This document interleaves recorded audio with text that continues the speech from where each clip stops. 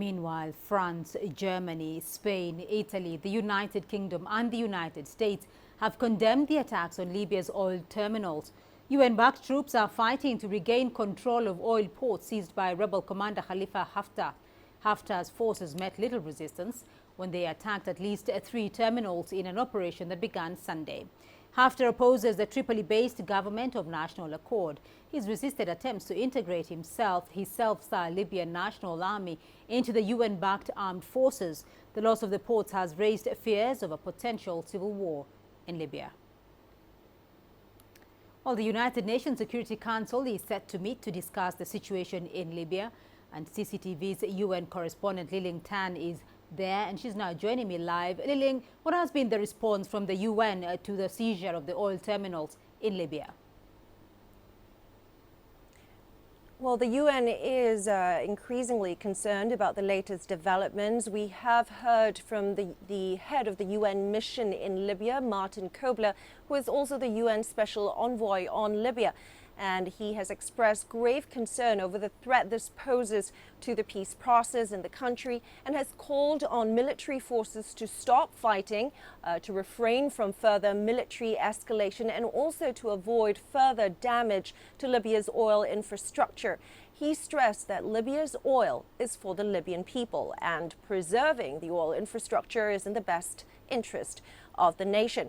Now, his concerns come as a very fragile attempt by the UN to establish a government of national accord. A transitional unity government remains quite uncertain, and the Security Council is, of course, worried about this as well. And in about 2 hours, the Special Envoy Martin Kobler will be briefing the Council on the latest developments and seek further action from the 15-member body.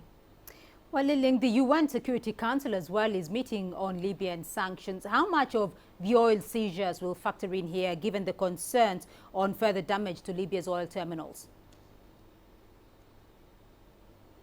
Well, the Security Council is extremely concerned, which is why they're holding this meeting. And the latest developments, the seizures of the oil terminals, will factor in considerably, given how significant they are in the threat they pose to Libya's stability and Libya's political process towards peace.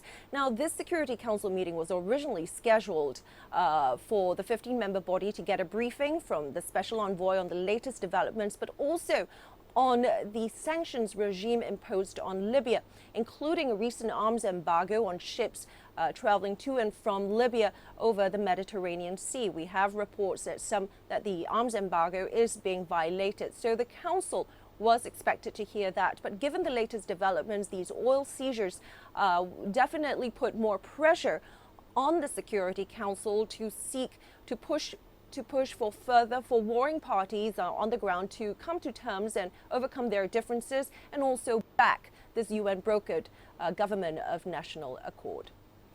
Right, Liling Tan for us there at the UN headquarters in New York.